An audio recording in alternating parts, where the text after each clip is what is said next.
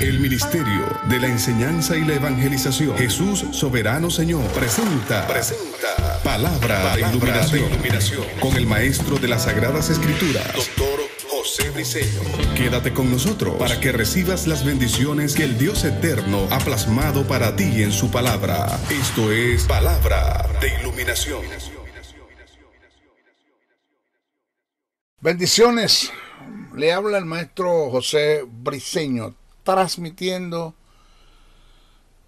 como siempre lo he dicho, la verdad verdadera, la verdad absoluta, transmitiendo parte del pensamiento de Dios que está plasmado en el texto sagrado, transmitiendo parte del pensamiento de las tinieblas, como piensa Satanás, los demonios, los súbditos, y parte del pensamiento de los hombres que hablaron su propia opinión, su propia obstinación, su propia creencia. Hablaron conforme vieron las cosas, pero no necesariamente quiere decir que sea así.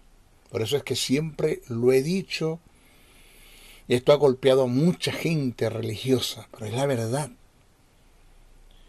que el texto sagrado, la Biblia, no es la palabra de Dios. Ella contiene la palabra de Dios. Porque en la Biblia hay registro de lo que Dios dijo, de lo que Dios expresó, de lo que Dios hizo, de lo que Dios es. En la Biblia hay registro de lo que Satanás habló, de cómo Satanás piensa, lo que Satanás hizo. Y en la Biblia hay registro del pensamiento de los hombres, cómo ellos pensaron, se equivocaron en lo que dijeron, pero quedó escrito. Que toda la Biblia, desde Génesis hasta Apocalipsis, es inspirada por Dios. Eso es una verdad. Eso no se puede negar. Entendiendo que hay dos tipos de inspiración, teuneuto y fenómenos, que hay que saber entender desde el punto de vista etimológico los valores de cada uno de ese tipo de inspiración, para poder hacer un buen estudio del texto sagrado, una buena exégesis de lo que está escrito en el texto sagrado.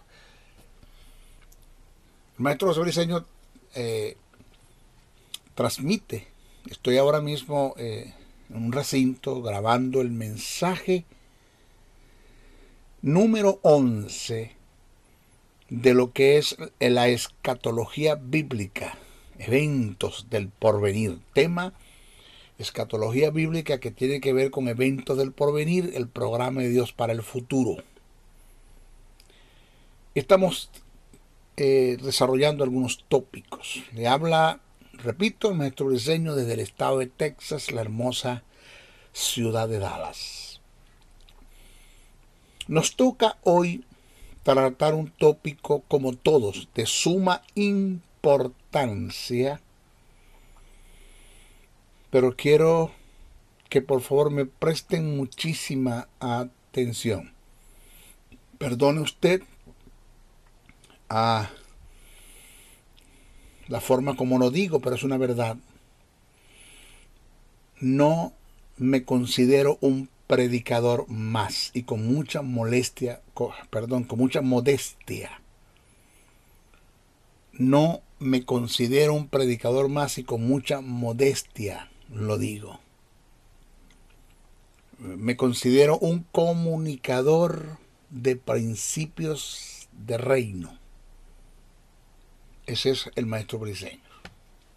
Así que présteme muchísima atención. En el programa escatológico de Dios está escrito la resurrección y la transformación en relación al arrebatamiento de la iglesia. Eso está escrito. Van a haber varias resurrecciones, pero en este tópico quiero hablar de cómo se dará la resurrección y la transformación de la iglesia en el arrebatamiento. ¿Cómo se va a dar esto?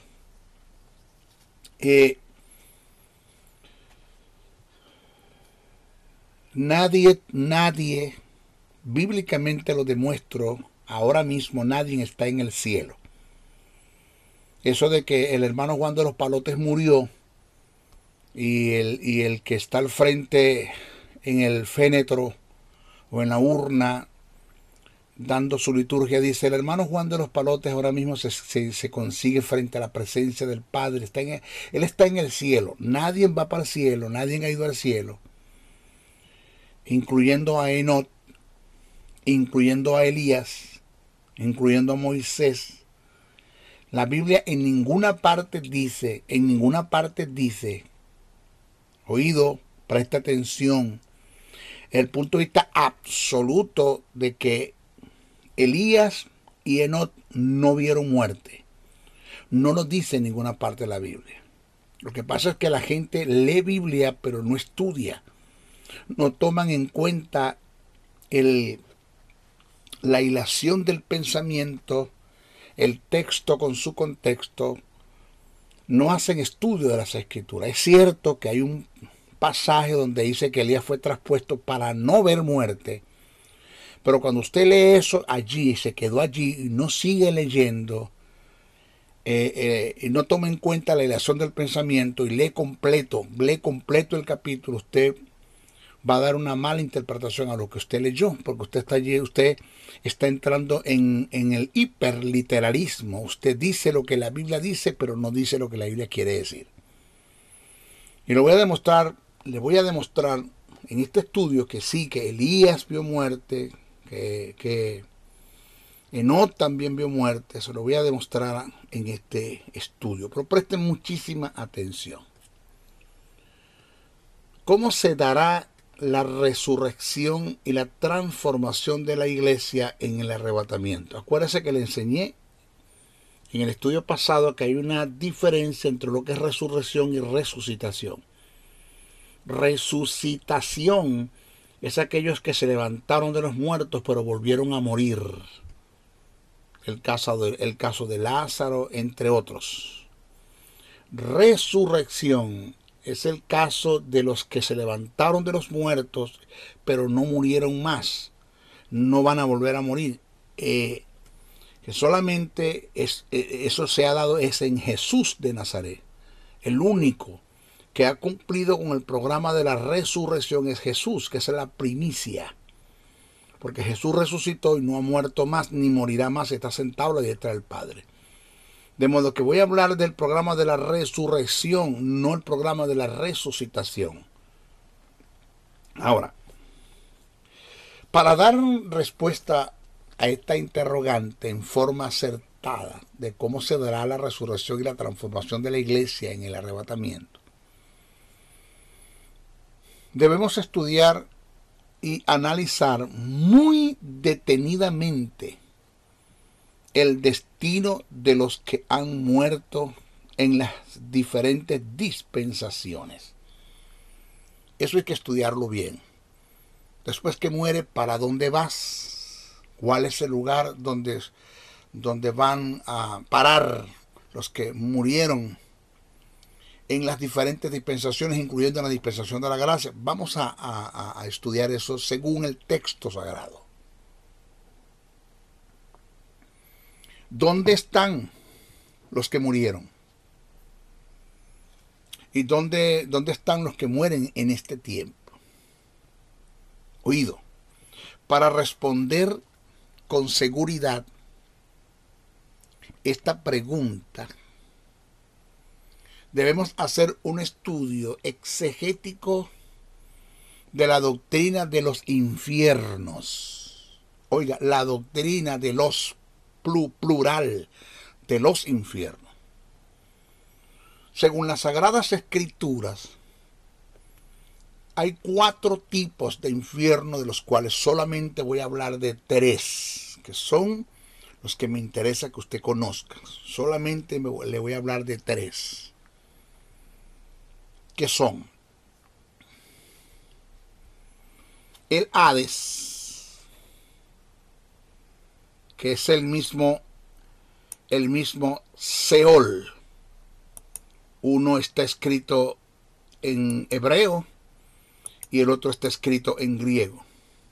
El Hades, que es el mismo Seol, según Apocalipsis, el capítulo 20, verso 11 al 15. Segundo, tienes el Tartarus, así se pronuncia, se escribe Tartarus, el Tartarus. Es donde están los ángeles caídos, lo que se conoce como prisiones de oscuridad o prisiones eternas, donde están los ángeles que cayeron, los ángeles caídos. ¿Cuántos? Todos. Eso de que los demonios son los ángeles caídos, esa es la mentira teológica más grande que se le ha mentido a un pueblo, que se le ha enseñado a la iglesia, porque los ángeles caídos no son los demonios. Puede usted demostrar que los ángeles caídos todos están encarcelados. Ni uno quedó por fuera para ser demonios. Todos. Eso es lo que dice el texto sagrado. ¿Quiénes son los demonios? Bueno, ese es otro, esa es harina de otro costal. Eso lo tratamos cuando hablemos de conflicto entre dos reinos. Y hay un tópico que se llama Conociendo a tu enemigo, o búscalo por YouTube, Conociendo a tu enemigo, y ahí presento y explico bien quiénes son los demonios, o búsquese uno que se llama La jerarquía de los demonios. Búsqueselo por el maestro José Briceño en YouTube, La jerarquía de los demonios, y ahí le voy a explicar todo eso. El Tártaros, volviendo otra vez al estudio, es donde están los ángeles caídos, lo que se conoce como prisiones de oscuridad o prisiones eternas, según lo que está escrito en Judas, el verso 6, porque tiene un solo capítulo, Judas tiene un solo capítulo, el verso 6, y según lo que está escrito en la segunda carta que escribe el apóstol Pedro, el capítulo 2, verso 4. Búsquelo bien, léalo bien, estúdielo bien, no le haga mucho caso al maestro José Briceño, sea como el creyente de Berea, que iban y analizaban lo que Pablo decía, a ver hasta dónde era una verdad. No sea como los pichones de pájaro, que el pichón de pájaro come con el pico abierto y los ojos cerrados. No importa lo que le meta a la madre, eso lo tragan. Yo no. Yo analizo y le insto a ustedes que analicen también lo que el maestro Briceño está enseñando. Y tienes el tercero, que es el lago de fuego. Es el llamado Gehenna, el valle del Hinnom. Este es el lugar y destino final de los condenados y de los ángeles caídos. ¿Okay? Esos que están en el Hades, condenados en la parte más baja, van a ser lanzados al lago de fuego después de ser juzgados. Y los ángeles caídos, el diablo y el falso profeta, todos esos van a ser lanzados al lago de fuego. De paso le digo algo, le enseño algo. El texto sagrado lo dice. Primero, el lago de fuego no se sabe dónde está, cuál es el lugar. La ubicación, la Biblia no dice dónde está. Segundo, el lago de fuego no está habitado todavía. Nadie ha ido al lago de fuego, nadie. Porque al lago de fuego no puede ser enviado nadie si primero no es juzgado. Primero tiene que haber un juicio para que haya un veredicto de condenación para enviarlo al castigo eterno que es el lago de fuego. ¿Ok? Entonces, tenemos el tercero, el lago de fuego, que es el llamado Gehenna. Jesús lo llamó el Gehenna, el valle del Hinnom, el lugar y destino final de los condenados, según Mateos, el capítulo 5, verso 22, Marcos 9, 43. Ahora, después de haber mencionado los tres tipos de infiernos, estudiemos el Hades o el Seol. Vamos a hacer un análisis del Hades o el Seol, que es el lugar de los muertos en el aspecto general.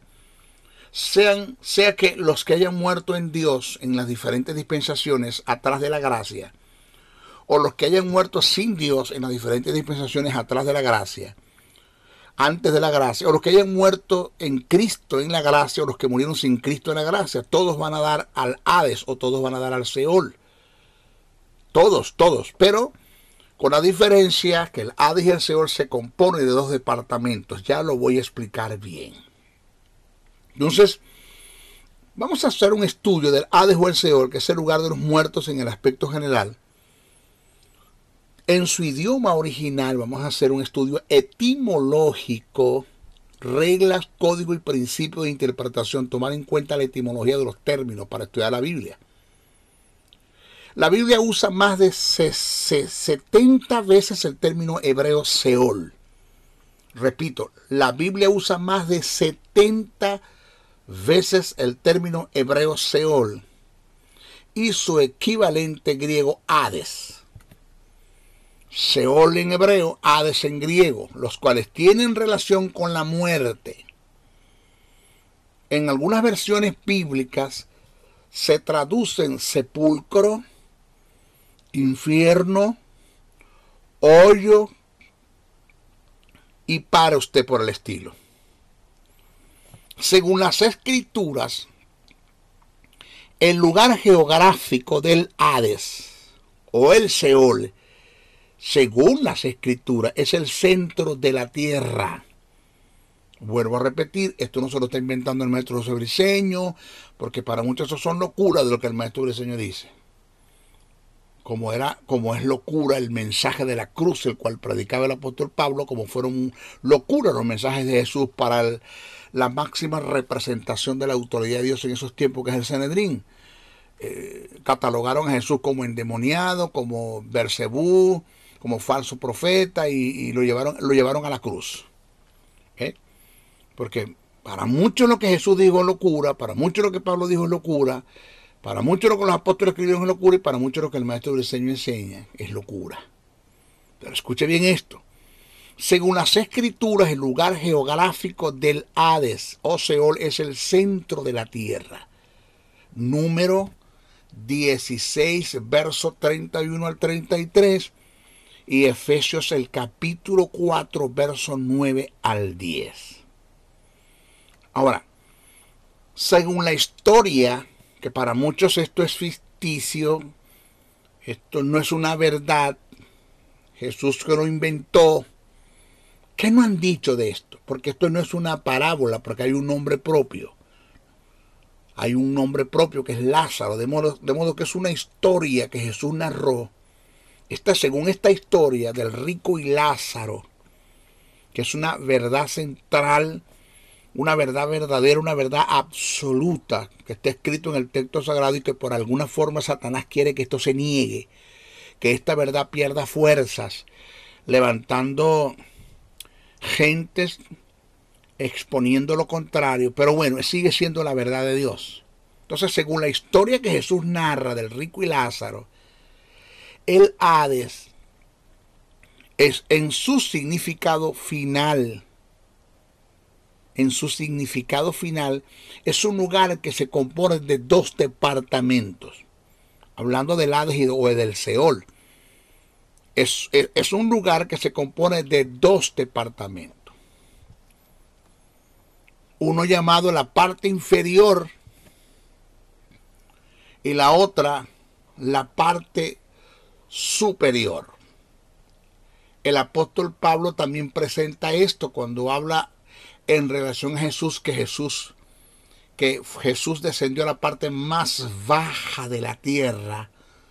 Cuando habla en Efesios, que habla de los ministerios, dice que Jesús fue a la parte más baja de la tierra. Si dice la parte más baja, Pablo se está refiriendo al Seol, a la parte inferior del Hades o del Seol, porque la parte superior es el seno de Abraham. Pablo también habla de esto, ¿no? Porque Jesús murió en pecado, en maldición. Maldito es el que es colgado en un madero, el que no conoció pecado, por nosotros lo hizo pecado para que nosotros fuésemos hechos justicia de Dios en él. Dios condenó a su Hijo para no condenarnos a nosotros. El que se condena en este tiempo es porque quiere, porque ya Dios pagó un precio por tu salvación. Que tú no aceptes el plan de salvación, y ese es tu problema. Ese es el pecado imperdonable, esa es la blasfemia contra el Espíritu Santo, y no tendrás perdón ni en este siglo ni en el venidero si te mantienes ahí. Eso es lo que dice el texto sagrado. Pero volvamos otra vez a lo que estamos desarrollando. Jesús muere en pecado, muere como maldito, y tiene que ir a la parte más baja de la tierra, que es el lugar de tormento, porque la parte superior es el seno de Abraham. Voy a explicar bien eso. Entonces, según la historia que Jesús narra del rico y Lázaro, el Hades, en su significado final, es un lugar que se compone de dos departamentos. Uno llamado la parte inferior, y la otra, la parte superior. En la parte inferior, oído inferior, que es por donde Jesús fue después que murió y donde Dios lo resucitó, fue del lugar de tormento, es donde está el rico, según la historia. Y la parte superior es donde está Lázaro, llamado también el seno de Abraham, según Lucas capítulo 16, verso 19 al 31. Ahora, yo quiero ser claro en este asunto. Debo aclararle a usted bien, porque usted quiere determinadamente esto quede bien abierto, que hay una iluminación fuerte por el Espíritu. Usted debe entender, debemos entender según el texto sagrado, que cuando se produce la muerte en el ser humano, que la palabra muerte es thanatos. Acuérdese que el hombre es un espíritu, tiene un alma y vive en un cuerpo. Repito, el hombre es un espíritu, tiene un alma y vive en un cuerpo. Eso es lo que llaman la tricotomía del hombre. El espíritu es la persona, en el alma está la personalidad y en el cuerpo se manifiesta. La palabra espíritu es neuma, la palabra alma es suche. ¿Ya qué? Entonces, suche del griego, nefes del hebreo. Ese es el término alma, que se compone de mente, de voluntad y de emociones. La mente se compone de pensamientos, razonamientos, lógicas, intelectos e imaginaciones. La voluntad se compone de decisiones, intenciones, propósitos, gustos y deseos. Y las emociones es donde está el estado anímico de los hombres que se activan a través de los sentidos físicos. Todo esto que usted le acabo de nombrar es el alma. Ese es el alma. Entonces el hombre es un espíritu, tiene un alma y vive en un cuerpo. La persona del hombre es el alma, el espíritu. La persona es el espíritu, la personalidad está en el alma y en el cuerpo se manifiesta. Cuando el ser humano muere, que la palabra muerte es thanatos, que es separación, lo que se separa es el cuerpo del espíritu y del alma. Porque el espíritu y el alma son inseparables. Son inseparables. Lo que pasa es que la gente le ha dado una mala interpretación a algunos textos que hablan solamente del alma en la muerte del hombre y no habla del espíritu, pero como no estudian sino que leen, hacen un arroz con mango de la teología y tiran mensajes que salen de su propia interpretación, entran en un terreno de eisegesis, que es cuando le das tu propia interpretación a las escrituras, o entra en un mensaje de hiperliteralismo, que es cuando dice lo que la Biblia dice, pero no entra en un mensaje de exégesis, que es cuando dice lo que la Biblia quiere decir. Y eso es producto del estudio de las escrituras. Entonces, cuando el hombre muere, el espíritu y el alma, que son inseparables, se separan del cuerpo. Eso es lo que llaman thanatos, la muerte. El cuerpo va al cementerio, va al sepulcro, si no lo incineran, no lo creman, va a la tumba, al sepulcro, pero el espíritu y el alma van al Hades o al Seol, dependiendo de la condición que muera, porque si murieron en las dispensaciones pasadas, la dispensación de los patriarcas, jueces, reyes y sacerdotes, y murieron en Dios, pues ellos van al seno de Abraham. Pero si murieron sin Dios, pues van a la parte más baja de la tierra, que es el lugar de tormento. En la dispensación de la gracia, si tú mueres y aceptaste el plan de salvación, que es en Cristo Jesús, porque el único camino para llegar al Padre es Jesús. Jesús dijo, yo soy el camino, no un camino. Yo soy la verdad, no una verdad. Yo soy la vida, no una vida. Y nadie va al Padre si no es por mí. No hay nada que te pueda llevar al Padre, no hay otro tipo de Dios, otro tipo de creencia, no hay vírgenes, no hay santos, no hay personas que hayan sido beatificadas que te puedan llevar al lugar de salvación. Nadie te puede llevar al seno de Abraham, la parte superior del Hades, para después ser arrebatado al tercer cielo y después pasar la eternidad con el Señor, 1000 años con el Señor en la tierra, y después pasar la eternidad en la tierra nueva y en el cielo nuevo. No hay nadie que te pueda llevar allá, solamente Jesús de Nazaret. Eso de que María está intercediendo por nosotros, María, la madre de Jesús intercediendo por nosotros, eso es mentira. María está en el Hades, en el Seol, en la parte superior. Ella está en el seno de Abraham esperando también la resurrección juntamente con todos los que mueren. Así que baje usted esa nube. Eso es catolicismo romano, eso se lo inventaron ellos para engañar a un pueblo, pero eso no es lo que enseña las escrituras. ¿Ok? Ahora, vuelvo otra vez. Yo debo aclararle que cuando se produce la muerte en el ser humano, su lugar de destino temporal, oído, temporal, es el Hades, igual llamado Seol.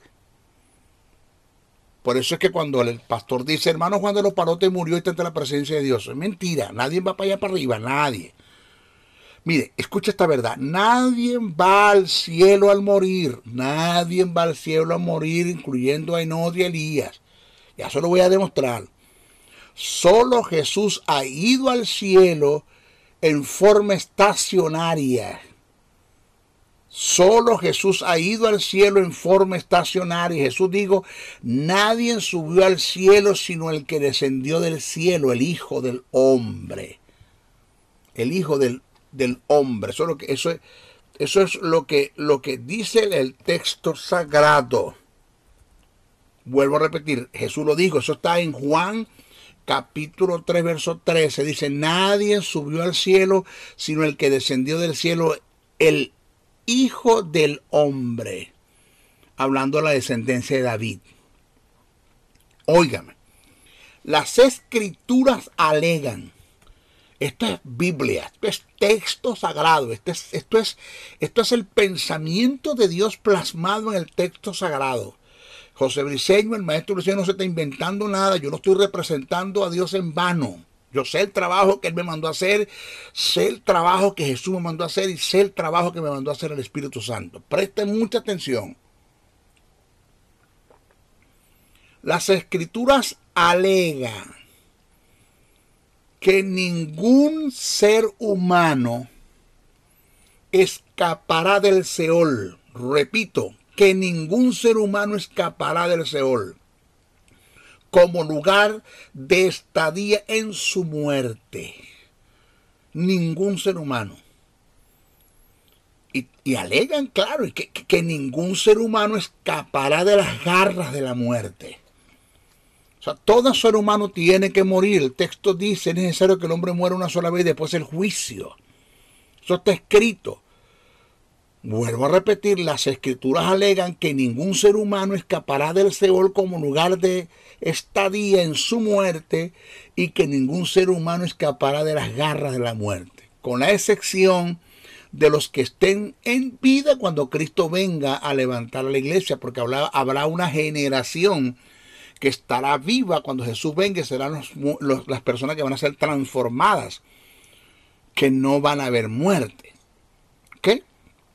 Ahora, ¿qué dice el Salmo 89, verso 48? Oiga, Salmo 89, verso 48. Oiga lo que dice. Cito. Es una pregunta que hace el que escribe. Dos preguntas hace. La primera es, ¿qué hombre vivirá y no verá muerte? ¿Qué hombre vivirá y no verá muerte? Si Enoch no murió y Elías no murió, aquí hay un contraste muy grande.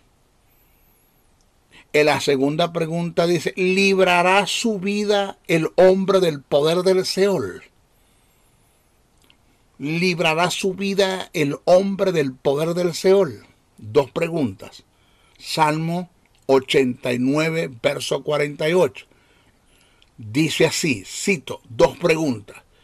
¿Qué hombre vivirá y no verá muerte?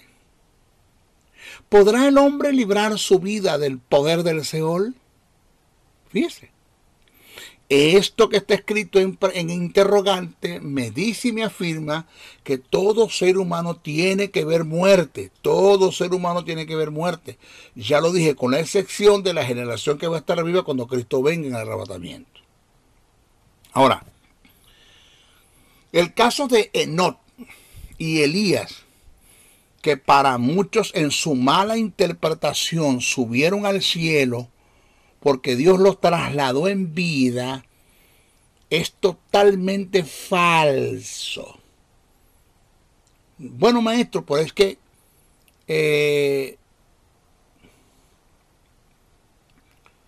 los cuerpos de ellos fueron glorificados. Mira, no hay un cuerpo glorificado antes que el de Jesús. Él es la primicia, dice el texto, la primicia de los que mueren y de los que resucitan para vida eterna. Él es la primicia.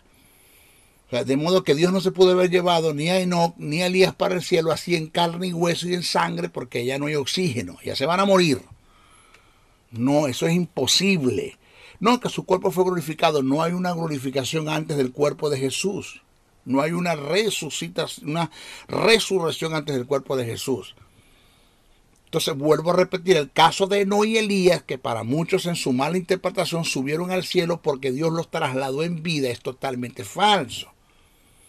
Si hacemos un análisis, pero vamos a hacerlo, vamos a leerlo, vamos a desglosar el texto sagrado. Si hacemos un análisis de las escrituras tomando en cuenta los pasajes paralelos que tratan el mismo asunto y tomando en cuenta la ilación del pensamiento, nos podemos percatar que Enoc y Elías vieron muerte. Vamos a analizar el pasaje. Vamos a ver. Vamos a leer Génesis, el capítulo 5, verso 21 al 24. Y vamos también a leer como pasaje paralelo Hebreos capítulo 11, verso 1 al 14. Ahí usted se va a dar cuenta que sí, que Enoc vio muerte. Vamos a ver. Primero, Génesis capítulo 5, verso 21 al 24. Dice, cito, vivió Enoc 65 años. Vivió Enoc 65 años y engendró a Matusalén. Y caminó Enoc con Dios después que engendró a Matusalén 300 años. Y engendró hijos e hijas y fueron todos los días de Enoc 365 años. Caminó pues Enoc con Dios y desapareció porque le llevó Dios. Dice, le llevó Dios. O sea, que a la edad de 65 años engendró a Matusalén. Dice, y caminó Enoc con Dios después que engendró a Matusalén 300 años. Engendró hijos e hijas y fueron todos los días de Enoc 365 años. Caminó pues Enoc con Dios y desapareció porque le llevó Dios. Vamos a ver qué dice el libro de los Hebreos, el capítulo 11, verso 1 al 14. Lo vamos a tomar como pasaje paralelo, que son dos pasajes que tratan el mismo asunto, pero vamos a usar la hilación del pensamiento cuando estemos leyendo Hebreos, capítulo 11, verso 1 al 14, y a usted se le va a prender el bombillo. ¡Ping! Va a decir, wow, qué verdad está escondida acá. Vamos a ver. Cito. Vaya siguiéndome. Agarra su Biblia y vaya siguiéndome y toma un papel y un apuntador y vaya por favor haciendo escrito o apuntando los personajes que se van a nombrar que caminaron en fe. Vaya haciéndolo conmigo. Dice, es pues la fe la certeza de lo que se espera, la convicción de lo que no se ve. Porque por ella alcanzaron buen testimonio los antiguos. Por la fe entendemos haber sido constituidos el universo por la palabra de Dios, De modo que lo que se ve fue hecho de lo que no se veía. Por la fe, Abel, ahí está el primer personaje. Tome nota. Por la fe, Abel ofreció a Dios más excelentes sacrificios que Caín. Caín no lo anote, porque Caín no está nombrado entre los personajes de fe, solo está nombrado por la condición de Abel, que caminó en fe. Entonces, por la cual alcanzó testimonio de que era justo, dando Dios testimonio de sus ofrendas, y muerto aún habla por ella. Por la fe, Enoc, segundo personaje. Enoc, que supuestamente no vio muerte, usted se va a dar cuenta que sí. Por la fe, Enoc fue traspuesto para no ver muerte. Ajá, maestro, ahí dice que no vio muerte. No, eso es lo que dice el que escribe. Eso es lo que dice el que escribe, tomando en cuenta lo que leyó en Génesis, cuando dice caminó pues Enoc con Dios y desapareció porque le llevó Dios. Eso que está escrito, caminó pues Enoc con Dios y desapareció porque le llevó Dios, el que escribe a los hebreos no lo entendió. Presta atención. Dice, por la fe Abel, ofreció a Dios más excelentes sacrificios que Caín, por la cual alcanzó testimonio de que era justo, dando Dios testimonio de sus ofrendas, y muerto aún habla por ellas. Por la fe Enoc, toma nota de ese personaje, por la fe Enoc fue traspuesto para no ver muerte. Si usted lo lee así y se queda allí, pues usted va a determinar que Enoc no vio muerte, pero eso no es lo que dice el texto. Vamos a seguir leyendo. Y no fue hallado porque lo traspuso Dios. Y antes que fuese traspuesto, tuvo testimonio de haber agradado a Dios. Pero si fuese imposible agradar a Dios, porque es necesario que el que se acerque a Dios crea que le hay y que es galardonador de los que le buscan. Por la fe Noé, o otro personaje, Noé, cuando fue advertido por Dios acerca de cosas que aún no se veían, con temor preparó el arca en que su casa se salvase, y por esa fe condenó al mundo y fue hecho heredero de la justicia que viene por la fe. Por la fe Abraham, ahí tienes otro personaje, Abraham, toma nota, siendo llamado obedeció para salir al lugar que había de recibir como herencia, y salió sin saber a dónde iba. Por la fe habitó como extranjero en la tierra prometida, como en tierra ajena, morando en tiendas con Isaac y Jacob, coherederos de la misma promesa, porque esperaba la ciudad que tiene fundamento, cuyo arquitecto y constructor es Dios. Por la fe también la misma Sara, ahí tienes el otro personaje, tome nota, Sara, siendo estéril, recibió fuerzas para recibir y dio a luz aún fuera del tiempo de la edad, porque creyó que era fiel quien lo había prometido. Por lo cual también de uno, y ese ya casi muerto, salieron como las estrellas del cielo en multitud y como las arenas innumerables que están a la orilla del mar, conforme a la fe, óigame, y conforme a la fe murieron todos estos. Vuelvo otra vez hacia atrás. Por lo cual también de uno, vamos a ver, por la fe también la misma Sara, vuelvo a tomar el texto arriba, por la fe también la misma Sara, siendo estéril, recibió fuerza para concebir y dio a luz aún fuera del tiempo de la edad, porque creyó que era fiel quien lo había prometido, por lo cual también de uno y ese ya casi muerto salieron como las estrellas del cielo en multitud y como las arenas innumerables que están a la orilla del mar. Oigan, conforme a la fe murieron, esto es verso 13, conforme a la fe murieron todos estos. ¿Quiénes son todos estos?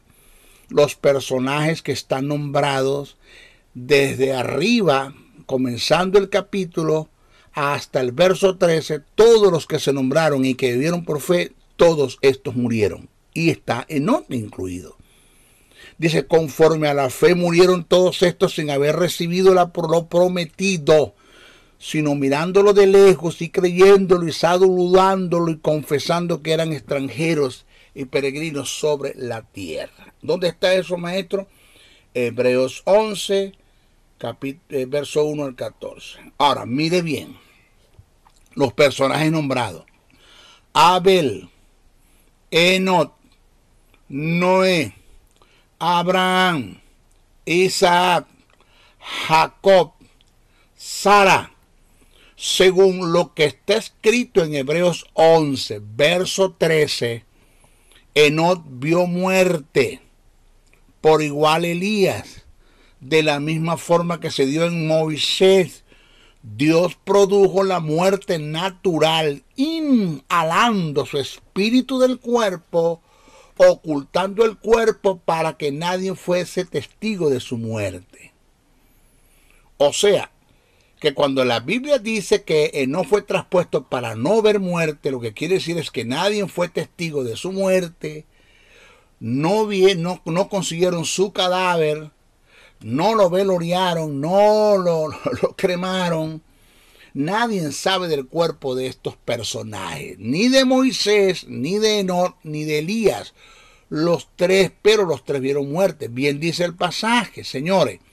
Si usted lee Hebreos capítulo 11, verso 1 al 14, usted se va a dar cuenta que te nombra una serie de personajes que caminaron en fe. ¿Quiénes son? Abel, Enoc, Noé, Abraham, Isaac, Jacob, Sara. Y dice el texto, el verso 13, conforme a la fe murieron todos estos.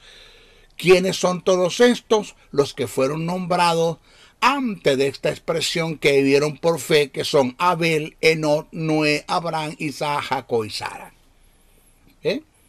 Punto. Murieron. También murió. Lo que pasa es que yo nomás que leo el pedacito, cuando dice que no fue traspuesto para no ver muerte, ahí me quedé, saqué el texto de su contexto, o solamente el término, ese pedazo en el pasaje lo saqué por las greñas del desarrollo del tema y del pensamiento, y a su nombre gloria y fuerte la paso al Señor. No, espérate. Estás dando una mala interpretación al texto sagrado. Señores, el apóstol Pablo fue en forma temporal. Hablando de Pablo, las escrituras registran que el Hades es un lugar donde van los muertos que partieron sin tener relación con Dios. El apóstol Pablo fue en forma temporal al cielo, y él mismo dice que no sabe si en cuerpo o fuera del cuerpo. Ya lo sabemos que tuvo que haber sido en el espíritu. El espíritu y el alma, Dios los saca del cuerpo, el cuerpo se quedaría en algún lugar, y Pablo fue traspuesto hasta el tercer cielo, y cuando llegó allá, hubo un programa de Dios con él. Jesús habló con él, según muchas de las cosas que están escritas en el texto sagrado, de lo que el mismo apóstol Pablo dice, de que Jesús habló con él, conversó con él, y lo puedo demostrar por la palabra, por las escrituras.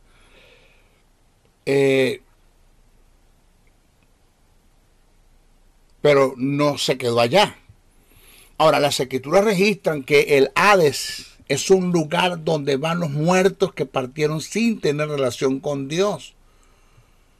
Vuelvo a repetir, las escrituras registran que el Hades es un lugar donde van los muertos que partieron sin tener relación con Dios. ¿Cuál? La parte inferior. Y los que murieron teniendo afinidad con Dios fueron también al Hades, para la parte superior, según Hechos 24:15, Apocalipsis 23. Los perdidos están en la parte inferior del Hades, la parte más baja de la tierra, y los salvos en la parte superior. El texto dice Lucas capítulo 16, versos 19 al 23. Había un hombre rico que se vestía de púrpura y de lino fino, y hacía cada día banquete con esplendidez.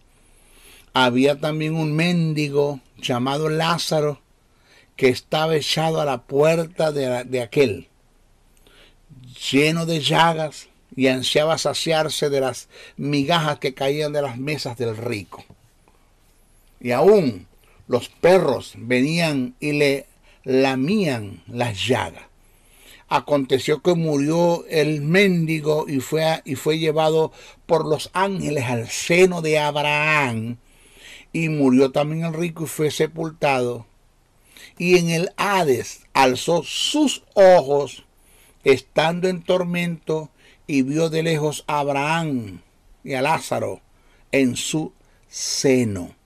Alzando los ojos, la parte superior. Si Lázaro está en la parte inferior, ¿para qué tiene que alzar los ojos? Alzando los ojos, alzó sus ojos, y estando en tormento, y vio de lejos a Abraham y a Lázaro en su seno. Ahora,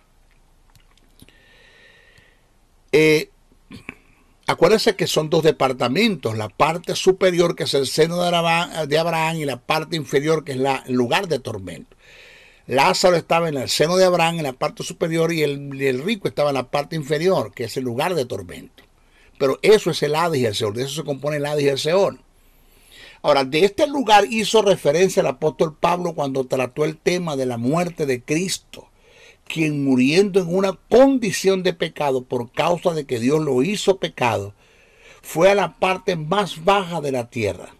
Esto es, la parte inferior del Hades, es decir, el lugar de tormento, porque Jesús murió en pecado y tenía que ocupar nuestro lugar. Vamos a analizar el pasaje. Eso está en Efesios, el capítulo 4, verso 9 al 10. Dice, y esto que subió, ¿qué es? Sino que también había descendido primero a las partes más bajas de la tierra. El que descendió es el mismo que también subió por encima de todos los cielos para llenarlo todo. Ahora, aquí no hay una redundancia, aquí hay una verdad. No dice la parte baja, sino la parte más baja de la tierra. ¿Por qué la parte más baja? Porque Jesús fue al lugar donde estaba el rico, en el lugar de tormento, porque él murió en pecado, murió como un pecador. Sin haber pecado, murió como un pecador. El germen del pecado estaba en él. En la cruz del Calvario se dio el misterio del cambio. Dios quitó de nosotros el estado de pecado y lo puso sobre Jesús, y quitó de Jesús el estado de justicia y la puso sobre nosotros. Al que no conoció pecado, por nosotros lo hizo pecado, para que nosotros fuésemos hechos justicia de Dios en él. Quitó de Jesús, quitó de nosotros el estado de muerte y lo puso sobre Jesús, y quitó de Jesús la vida y la puso sobre nosotros, y nos dio vida juntamente con Cristo Jesús, dice el texto sagrado. Ahora, el caso registrado en el Evangelio de Lucas, capítulo 23, verso 43, del acontecimiento que se dio en la cruz, cuando Jesús le dijo al ladrón, de cierto te digo, hoy estarás conmigo en el paraíso. ¿Se acuerda de eso? Porque es que hay mucho. Uno tiene que estar como aclarando las dudas, porque alguien tiene que levantarse y decir, pero ¿cómo el maestro va a decir eso si Jesús le dijo al ladrón, de cierto te digo, hoy estarás conmigo en el paraíso? Jesús muere y va al paraíso, porque el maestro briseño dice que va para la parte más baja de la tierra. No, eso no lo digo yo, eso lo dijo Pablo. Lo que pasa es que esa expresión que Jesús dio en la cruz está mal escrito. Colocaron una coma donde no debería ir. Vuelvo a repetir, lo voy a enseñar. El caso registrado en el Evangelio de Lucas, capítulo 23, verso 43, del acontecimiento que se dio en la cruz, cuando Jesús le dijo al ladrón, de cierto te digo, hoy estarás conmigo en el paraíso. Da a entender a primera vista que al morir Jesús y el ladrón se trasladaron al paraíso al instante. ¿Veo? Como dice el texto, de cierto te digo, hoy estarás conmigo en el paraíso. Así es el texto. Vuelvo a repetir, de cierto te digo, hoy estarás conmigo en el paraíso. Si lo lees así, colocando la coma delante del hoy, delante del te digo y detrás del hoy, delante de te digo y detrás del hoy, pues tú lo vas a entender que en el momento que Jesús muere va al paraíso. Eso da a entender a primera vista que al morir Jesús y el ladrón se trasladaron al paraíso al instante. El problema es que colocaron la coma donde no debería ir, porque acuérdate que el griego no tenía coma. Esto es una versión bíblica, una traducción. Ahora, Eso no lo registra las escrituras. Inclusive hay versiones bíblicas que el término hoy no aparece. El texto dice, de cierto te digo, estarás conmigo en el paraíso. No dice cuándo, dice que estarás, pero no dice cuándo. ¿Ya? Ahora, las escrituras no lo registran así. Lo que sí dice la Biblia es que al morir Jesús descendió a las partes más bajas de la tierra. Eso lo dijo Pablo. Eso está en Efesios, el capítulo 4, verso 9 al 10. El problema está en cómo se escribió en su traducción. Lo que registra el Evangelio de Lucas, cómo se escribió eso que registra el Evangelio de Lucas, cómo se escribió. Gramaticalmente colocaron la coma antes del término hoy. Vuelvo a repetir, gramaticalmente colocaron la coma antes del término hoy, cuando debería ir después de dicho término. Acuérdense que el griego no tenía coma, pero esto es una traducción muy mala. Una coma mal colocada en una oración distorsiona por completo el sentido de dicha oración. Vuelvo a repetir, una coma mal colocada en una oración distorsiona por completo el sentido de dicha oración. Por ende, no arroja el significado de lo que se quiso decir. Si colocamos la coma después del hoy, en la oración, el hoy es aplicable a que en este momento te lo estoy diciendo y no que hoy estarás conmigo en el paraíso. La oración debería leerse como sigue. Repito, hay versiones donde el término hoy no aparece, pero la versión debería decir como lo voy a leer ahora con la coma delante del hoy. Debería decir así, porque si no hay un contraste con lo que Pablo dijo en Efesios capítulo 4, versos 11 al 10, que Jesús fue al lugar más bajo de la tierra y al tercer día es que el Padre lo resucita. O sea que Jesús va a la presencia del Padre es al tercer día, no en el momento que muere. Así debería decir el texto. Cito, de cierto te digo hoy, coma, estarás conmigo en el paraíso. Vuelvo a repetir, de cierto te digo hoy, coma, estarás conmigo en el paraíso. O sea, al leerlo bajo este sentido, con la coma delante del hoy, la promesa que Jesús le da al ladrón es algo que se dará en el futuro, en la resurrección de los muertos, cuando seamos trasladados al paraíso, al tercer cielo, para que se cumpla el programa de Dios con la iglesia en relación a Cristo. Entonces esa coma la colocaron mal. Como colocaron la coma detrás del hoy, entonces dice, de cierto te digo, coma, hoy estarás conmigo en el paraíso. Entonces quiere decir que el hoy es aplicable a que estarás conmigo, pero no, la coma está delante del hoy. Quiere decir que el hoy es aplicable a que hoy te lo estoy diciendo, no es que hoy vas a estar. Ahora, por otra parte, hay una posición teológica que alega que al Jesús resucitar, trasladó al seno de Abraham al cielo, llamándolo en la actualidad el paraíso. Esto es totalmente falso. La gente lee pero no estudia. Vuelvo a repetir, por otra parte, hay una posición teológica que alega que al Jesús resucitar trasladó el seno de Abraham al cielo, llamándose en la actualidad el paraíso. Esto es una posición que pierde fuerza en el campo de la teología, y más cuando hablamos de la escatología, porque si todos estamos en el cielo, cuando Cristo venga, el arrebatamiento de la iglesia, ¿con quién se va a dar si todos estamos en el cielo? A menos que Cristo diga, van para abajo muchachos porque los voy a buscar. Es que no, es que allá arriba no hay nadie. Ahora, esto es una posición que pierde fuerza en el campo de la teología, esa de que Cristo trasladó el seno de Abraham al cielo y se llama el paraíso, porque cuando las escrituras dicen que Jesús llevó cautiva la cautividad, oído, dice el texto que llevó cautiva la cautividad, que eso está en Efesios, el capítulo 4, negativamente no se está refiriendo a dicho traslado. El sentido de lo que se quiso decir con estas expresiones, cual llevó cautiva la cautividad, es que Jesús con su muerte y resurrección cautivó lo que tenía cautivado al hombre. Eso es lo que quiere decir. Cuando se llevó cautiva la cautividad, con esta expresión, el sentido que se quiso decir con esta expresión es que Jesús con su muerte y resurrección cautivó lo que tenía cautivo al hombre. Esto es la muerte y el pecado. Eso, la muerte y el pecado quedaron cautivos. Jesús, por el cumplimiento de la ley, fue justificado en el espíritu del estado de pecado que Dios había colocado en él, impartiéndole Dios la vida, resucitando de los muertos, venciendo la muerte.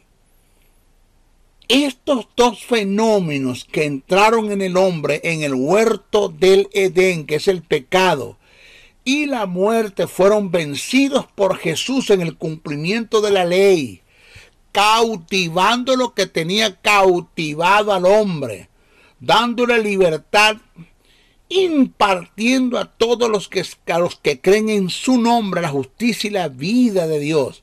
A esto es lo que se refiere el pasaje cuando dice que Jesús llevó cautiva la cautividad. Hay que tomar en cuenta que en el seno de Abraham nadie estaba ni está cautivo. En el seno de Abraham, en la parte inferior sí hay gente cautiva. En el seno de Abraham nadie está cautivo. Señores, Jesús, cuando Dios lo justifica por el cumplimiento de la ley, lo vivifica, y al vivificarlo vence la muerte. Al vencer la muerte vence al diablo, porque eso es otro error grave, que Jesús venció al diablo en la cruz. Jesús no venció al diablo en la cruz. Jesús no venció al diablo en la cruz. Jesús no podía vencer al diablo si primero no vence la muerte. Una vez que Dios justifica a Jesús y lo vivifica, Jesús vence la muerte. Al vencer la muerte vence el Hades, vence al diablo. Eso es lo que dice el texto. Y venció al que tenía el imperio de la muerte a través de la muerte, entonces al diablo. Si Jesús no resucita de los muertos, vale mi predicación, dice el apóstol Pablo. Somos los más miserables de este mundo, dice el apóstol Pablo. Pero Jesús resucitó, primicia de los que resucitarán. Entonces, cuando Jesús resucita, porque fue justificado y vivificado, Jesús vence la muerte. Al resucitar vence la muerte. Al vencer la muerte vence al diablo. Pero Jesús no podía vencer al diablo si primero no vence la muerte. Por eso es que Jesús no venció al diablo en la cruz. Ahora, tengo una pregunta. Mi pregunta es, si al morir vamos al cielo, a la presencia de Dios, ¿a quién viene a buscar Cristo en la resurrección de los muertos? Vamos, respóndeme eso. Mi pregunta es, si al morir vamos al cielo, a la presencia de Dios, ¿a quién viene a buscar Cristo en la resurrección de los muertos? Cuando se dé el programa del arrebatamiento de la iglesia, ¿a quién viene a buscar? Todos estamos arriba, ¿para qué viene para acá, para qué viene para acá, para abajo? A menos que Cristo diga, muchachos, para abajo que los voy a buscar. No existe eso. La Biblia dice que en la resurrección final, así lo dice el texto, en la resurrección final, el Hades entregará los muertos. Apocalipsis 20, verso 13. Por igual, en el arrebatamiento de la iglesia, los muertos que están en el programa de la resurrección se levantarán del Hades. Tome en cuenta esta verdad. Nunca se lo olvide. Tome en cuenta estas verdades paralelas. Óigame la verdad paralela que le voy a decir. El cielo no ha sido habitado todavía, como tampoco el lago de fuego. Son dos lugares que no han sido habitados todavía, ni el cielo ni el lago de fuego. Nadie tiene derecho a estos lugares si no ha sido juzgado. De paso les digo una gran verdad: el cielo no es un lugar donde la iglesia pasará la eternidad. Si usted cree que va a estar en el cielo volando con una sábana blanca y una aureola en la cabeza como Gasparín, baje de arriba, porque usted para allá no va. La iglesia nomás que va al cielo por 7 años, donde se va a dar cierto programa. relacionado con Cristo y la iglesia, que es el Vimá de Cristo, que es el tribunal de Cristo. Después vienen los galardones, después vienen la cena de las bodas del Cordero y después vienen las cenas de las bodas.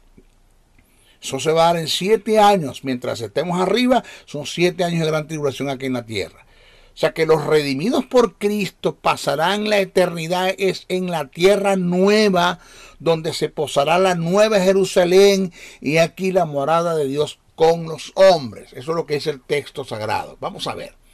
Apocalipsis capítulo 21, verso 1 al 4. Y vi un cielo nuevo y una tierra nueva. La palabra nuevo no es neo. Porque si se utiliza del griego el término nuevo, el término neo como nuevo es reestructuración. El término que se utilizó del griego es koino, que significa algo que nunca ha existido.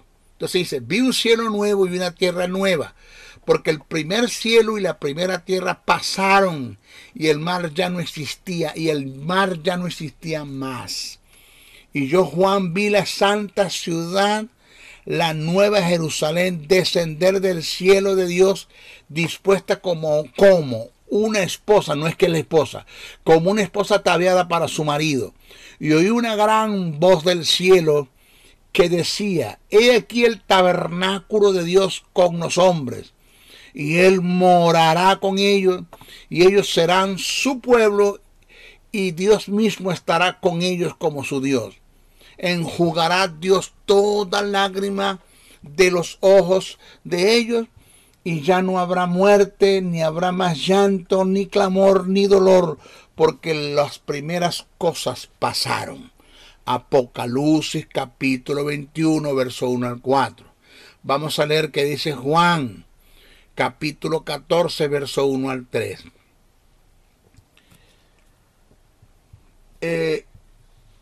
Escuche esto. Se le ha dado una mala interpretación a lo que está registrado en el Evangelio de Juan. Cuando Jesús dijo, no se turbe vuestros corazones, cree en Dios, cree también en mí, en la casa de mi Padre muchas moradas hay. Si así no fuere, yo os lo hubiera dicho. Voy pues a preparar lugar para vosotros, y si me fuere y os preparare lugar, vendré otra vez y os tomaré a mí mismo, para que donde yo estoy, vosotros también estéis. Vamos a ver qué quiso decir Jesús allí. Porque ya todo el mundo dice, no, que hay casitas en el cielo. Nos imaginamos unas casitas en el cielo como un pesebre. Eso no es bíblico. Es una mentalidad tan vaga, tan infantil. Vamos a ver. Esto que nosotros acabamos de leer, se tiene que leer e interpretarlo bajo el sentido cultural, tal como se expresó en forma alegórica. ¿Qué usted quiere decir, maestro? Que el término casa de mi padre, muchas moradas hay, tiene que ver en el aspecto alegórico con lo universal de la paternidad de Dios. O sea que lo que Jesús quiso decir fue, en el regazo de mi Padre hay lugar para ser padre de muchos. Y esto lo dijo Jesús porque en el momento Dios tenía un solo hijo que es Él, como el unigénito. Jesús, el unigénito. Pero Dios Padre se proveyó de un hijo, entregándolo en sacrificio para tener muchos hijos. Y es cuando entendemos la expresión, cuando Jesús dijo, voy a preparar lugar. Ese término, voy a preparar lugar, es un término que tiene propiedades jurídicas, que imparte derecho, que te da un legado.